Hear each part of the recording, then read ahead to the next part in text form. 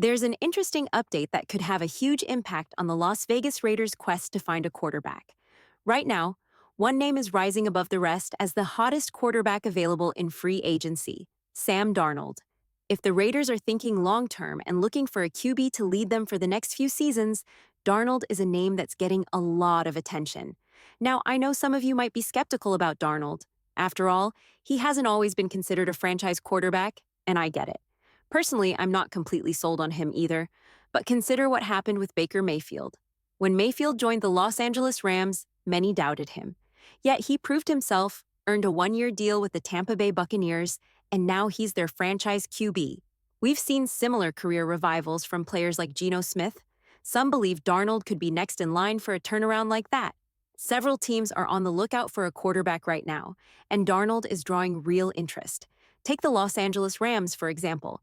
There are rumors they might part ways with Matthew Stafford, the Super Bowl winning QB, to get younger at the position.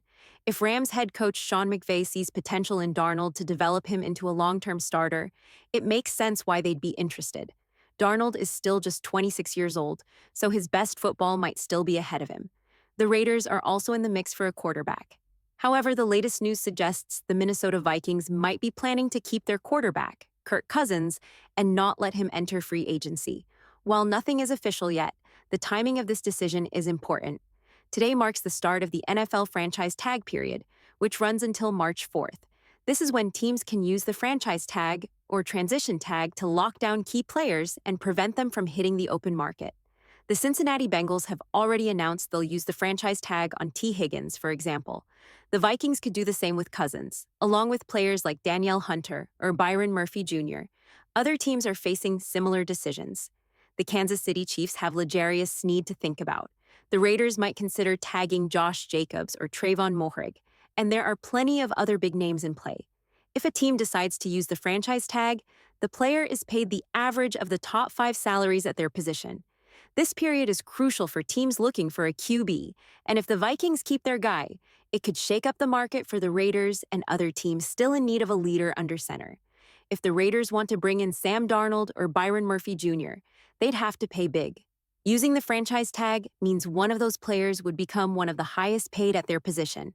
With the tag window officially open and many contracts expiring, there's a fresh update on the situation.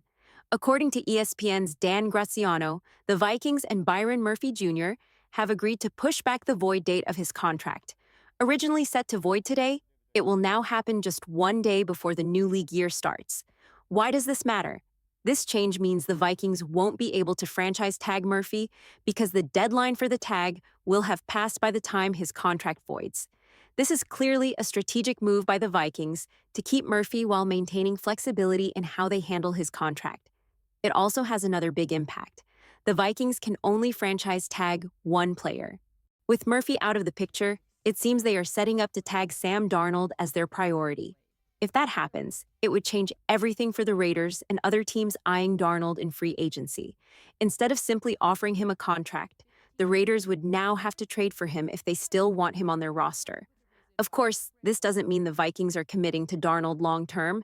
They could franchise tag him and then look to trade him. If they're not ready to fully invest in him as their quarterback of the future, they might consider dealing him, along with young prospects like J.J. McCarthy, who still hold significant value. Either way, it's clear that the Minnesota Vikings aren't about to let Sam Darnold slip away for free. If the Raiders were seriously interested in signing him, they'd now have to give up draft picks to make it happen. Some fans might still not be convinced by Darnold. Many don't see him as a true franchise quarterback, but NFL general managers often think differently. In the league, having a top 15 quarterback is usually a ticket to the playoffs. Without one, making the playoffs consistently becomes a real struggle.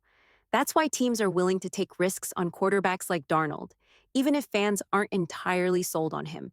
In the NFL, if a team misses the playoffs for 2 or 3 years in a row, the general manager's job can be in jeopardy. We've seen it happen time and time again, especially with the Raiders. If Tom Telesco, not John Spanos, wants to stay in control long-term, he may be willing to see Darnold in a different light than some fans do. Take Baker Mayfield and the Tampa Bay Buccaneers as an example. They took a chance on him, and since his arrival, the team has made the playoffs every year. Could the Raiders take a similar gamble on Darnold? Maybe. But as things stand, it doesn't seem like a realistic option. If the Vikings do indeed franchise tag Darnold, that will take him off the market, which would be a tough break for the Raiders. However, honestly, I'm not too disappointed about it. If I were in charge of the Raiders, I'd take a different approach altogether. Instead of locking into a long term deal with someone like Darnold, I'd go all in for a proven veteran quarterback for the short term, someone like Matthew Stafford or Aaron Rodgers. Why go this route? Because the Raiders are currently in a win now window. They have one of the strongest coaching staffs in the league. With Pete Carroll, a Super Bowl winning coach, leading the defense, Chip Kelly running the offense, and Patrick Graham showing his worth as a defensive coordinator, the Raiders have a coaching staff that doesn't come around often. They need to seize the opportunity while they have this group in place. Beyond the coaching, the Raiders roster is ready to compete. They have young, talented players who are only going to get more expensive as they develop. Eventually, guys like Jackson Powers Johnson will become one of the highest paid centers in the league, and Brock Bowers is likely to command top tier tight end money. The reality is, when teams start paying their stars big contracts, the rest of the roster can take a hit. That's why the best time to go all in for a Super Bowl is when key players are still on team friendly deals. For the Raiders, that window is right now. Instead of committing long term to a quarterback with uncertain potential, they should bring in a proven veteran, make the most of their coaching staff, and go for the championship over the next 2 to 3 years. When it comes to using the franchise tag, the Raiders have a few options, but honestly, I wouldn't use it on any of them. The most logical choice would be Trayvon Murig. If the Raiders franchise tag him, it would cost about $19.6 million per year. That's a significant price, but Moehrig is arguably the only player on the team who could justify that kind of deal. Many fans don't fully appreciate Moehrig's talent because they focus too much on stats like interceptions, sacks, or touchdowns instead of actually watching his play. But when you study the tape, it's clear that Moehrig is one of the top safeties in the NFL. He's an elite player who dominated last season, even with the Raiders' secondary dealing with injuries. He's been the leader in the defensive backfield, stepping up with key plays and providing stability. If the Raiders don't franchise tag him, they'll need to work out a long-term deal. Either way, Moehrig is going to command a big contract, likely in the range of $16 to $18 million per year. Letting him walk would be a tough loss. However, one factor that could play in the Raiders' favor is Nevada's lack of state income tax, which could make staying in Las Vegas more appealing for Murig. To put his market value into perspective, Budda Baker, who is arguably better than Moehrig, earns $18 million per year. Xavier McKinney just signed a deal worth $16.75 million, and Moehrig is at least as good as McKinney, if not better. When it comes to the franchise tag, the Raiders have some tough choices to make. Currently, Antoine Winfield Jr. is the highest paid safety in the NFL, earning around $21 to $22 million per year, with Derwin James just behind him. Based on that, Trayvon Muhrig's next contract could fall in the $16 to $19 million range, depending on how the market develops. The only other player who might be a candidate for the franchise tag is Malcolm Kuntz, but his price is steep, around $24 million per year. That's simply too high for a tag. If the Raiders want to keep Kuntz, they'd be better off locking him into a long-term deal, likely in the $15 to $20 million range with incentives. Paying him franchise tag money doesn't make much sense. As for other players who could be in line for a tag, let's just say it's not looking great. Robert Spillane at $27 million per year, definitely not a smart move. Nate Hobbs at $20 million, not worth it either. While these tag estimates might not be exact, it's clear that none of these players warrant a franchise tag except possibly Moehrig. If the Raiders are going to use the tag, it should go to a truly elite player at a premium position. But right now, there's no obvious candidate who fits that bill. One of the more interesting storylines in all of this is Adam Butler's value. Butler is a top 10 pass rushing defensive tackle, and with defensive tackles starting to get contracts worth over $30 million per year, his market value is likely around $15 million per season. What's crazy is that last year, Butler only made about $3 million. The fact that the Raiders managed to keep him at such a bargain price is nothing short of surprising. Based on his performance in 2023, other teams should have been willing to pay him much more. Somehow, the Raiders locked him down on a steal of a deal, which was a huge win for them. Looking at some other contracts, it's wild how undervalued some players were last season. Nate Hobbs made about $2 million. Malcolm Kuntz earned around $2 million. Trayvon Merrick also made roughly $2 million. While many of these players were still on their rookie contracts, their market value has now skyrocketed, probably 5 times what they were paid last year. The Raiders certainly benefited from these cheap deals, but now they're in a tough spot. They could lose half of these key players. It's a real possibility that at least 3 of the 6 important players, Hobbs, Morig, Kunze, Butler, Spillane, or Tillery, won't be back next season, and this is where the Raiders' cap space situation becomes critical. While many people talk about the Raiders having around $100 million in cap space, that number isn't as promising once you break it down. Nate Hobbs could command $10 million per year.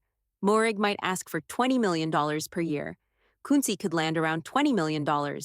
Butler might get $10 million. Spillane could secure a $10 million deal. That's $60 million already spoken for with just these 5 players. So while the Raiders might seem to have plenty of cap room, a significant portion of it could disappear quickly if they decide to keep their core players.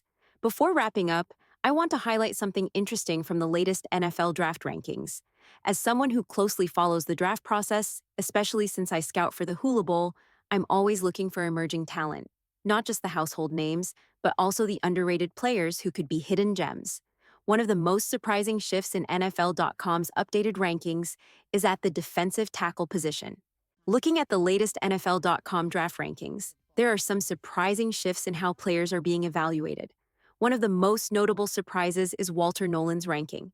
He's graded significantly higher than Mason Graham, and it's not even close.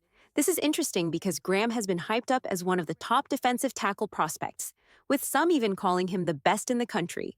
While Nolan's high ranking doesn't shock me, it's surprising to see Graham not being viewed as the elite prospect many expected. Another trend worth mentioning is how some highly touted players are being graded lower than anticipated. For example, Mason Graham was expected to be a top 3 defensive tackle, but the rankings show he's not as highly regarded as expected. That's a bit of a letdown for those who thought he would dominate in the draft. Wide receiver rankings. There's also been some movement in the wide receiver rankings that raised eyebrows. One surprise is Teteroa McMillan, who is ranked second, even though a lot of people thought he would be a top receiver. Luther Burden III received a higher grade than McMillan, and I'm not totally opposed to that. Burden played at Missouri with Brady Cook at quarterback. Although Missouri didn't have the best season, Burden still showcased his elite talent. Travis Hunter, another interesting name, is ranked as the top cornerback in the draft. However, I personally think Hunter could be considered the best overall player in this draft. If he were strictly a wide receiver, I believe he'd be the top WR prospect, hands down. His speed, agility, and playmaking ability remind me of a player like Jamar Chase. If I were the Raiders and Hunter was still available at pick number 6, I would draft him just to play receiver. Don't forget, he was the number 1 overall recruit out of high school and has completely dominated at the college level. He's right up there with Ashton Jeanty as one of the top offensive playmakers in this draft. Quarterback rankings. Moving on to quarterbacks, the grades here are surprisingly low across the board. Cam Ward, 6.39. Shedeur Sanders, 6.3. Jackson Dart, ranked 3rd. Quinn Ewers, ranked 4th. Dylan Gabriel, ranked 5th. J.J. McCarthy, ranked 6th. 2 quarterbacks who are ranked lower than expected are Will Howard and Kyle McCord. Both were projected to go higher in early mock drafts, so it will be interesting to see how their stock changes as the draft approaches. Running back rankings. At running back, Tre'Veyon Henderson is ranked as RB2, but the real surprise for me was Caleb Johnson. I personally had Johnson ranked as my RB2, but NFL.com has him much lower. This will be an area to keep an eye on, as rankings can shift when teams get a closer look at these players and see them in action. Let's wrap things up by diving into the offensive line rankings, where a player I've been really excited about is Armin Moomen from Missouri. I've actually posted a video about him on Twitter, talking about how if he were just a little taller, around 6 feet 4.5 inches or 6 feet 5 inches, he would be the clear number 1 tackle in this draft based on his incredible tape. NFL.com now ranks Moomen as the number 1 offensive line prospect, and honestly, I'm not surprised at all. The only real question is whether he can stick at tackle in the NFL, considering he's 6 feet 3 inches. Typically, 6 feet 3 inches isn't ideal for an offensive tackle, but Moomin's tape is so impressive that I believe he could make it work at that height. If I had pick number 19 and needed an offensive tackle, I wouldn't hesitate to draft him and put him at that position. However, one of the big debates surrounding Moomin is whether his size will hold him back. His skills are exceptional, and I truly think he has the potential to develop into a top-tier NFL lineman. But would I take him at pick number? Aru? That's a bit more difficult to say. If I were the Raiders and needed a tackle at number 6, I'd lean toward Josh Simmons from Ohio State. He has more experience at the position and has been consistently successful. Moomin is incredibly talented, but there's a bit more risk due to his size. That said, NFL.com still has Moomin listed as a tackle, not a guard, which suggests scouts are confident he can make it work at offensive tackle. Top offensive tackle rankings: Kelvin Banks, OT2, Will Campbell, OT3, though I think he might be a guard in the NFL, Josh Connerly Jr., OT4, Josh Simmons, OT5, Olu Fashanu, OT6, Anthony Belton, OT7. One player to watch is Anthony Belton. I think he's going to be drafted higher than expected and could even go in the first round. If he plays guard, I believe he'll be one of the top 2 interior linemen in his rookie season. But if he stays at tackle, he has the tools to be a long-term starter. On the other hand, Wyatt Millam is ranked a bit too high for my liking. I was higher on him earlier in the process, but after watching him at the Senior Bowl, I have some concerns. While he had some solid reps, there were also times when he got pushed back too easily. Top defensive end rankings. Now, let's take a look at the edge rushers, the players who can make a real impact on defense. Abdul Carter is ranked as the number 1 overall edge rusher, but I'm not totally sold that he's the clear number 1. 1. James Pierce Jr. Edge 2. Mel Williams, Mike Green, and Shamar Stewart are also in the mix. While Carter may have better numbers statistically, Pierce might have the edge when it comes to production per snap. Tennessee's blowout wins meant Pierce didn't always get as many snaps, but when he was on the field, he was incredibly efficient. Tennessee had a lot of blowout wins, which meant James Pierce Jr. played fewer snaps than someone like Abdul Carter. However, if you break down their production per snap, Pierce actually led all of college football. That's an impressive stat. The main concern with Pierce is his motor. He doesn't always display that relentless energy that you'd expect from someone destined to dominate at the next level. It'll be interesting to see how he develops in the NFL, especially with his impressive potential.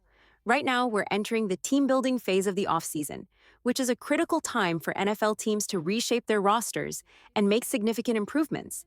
It's the perfect opportunity for teams to get ahead and adjust for the future. A great draft class can completely change the direction of a franchise, and the Raiders' 2023 draft is a perfect example. They did a solid job last year. If they can nail this year's draft, they could take another giant leap forward. But the big question is, what are they going to do at quarterback? There are a few different paths the Raiders could take at quarterback. If they land the right rookie, they could be an instant contender. But if that rookie busts, it could set the team back 3 to 4 years. It's high risk, high reward. A safer route might be bringing in a proven veteran to stabilize the position. Potential names could include Sam Darnold, Aaron Rodgers, Matthew Stafford. One of the biggest considerations for the Raiders is making sure they don't overpay for their next quarterback. If they can get a veteran on a reasonable deal, it's a win for them. For example, with Aaron Rodgers, the Jets still owe him money, so his cap hit for the Raiders would be lower, making it a more affordable option. If they can lock down a quarterback for around $2 to $4 million per year, that's a steal. The worst-case scenario for the Raiders would be drafting a quarterback who turns out to be a bust. That's a major setback for a team trying to compete. This offseason is crucial.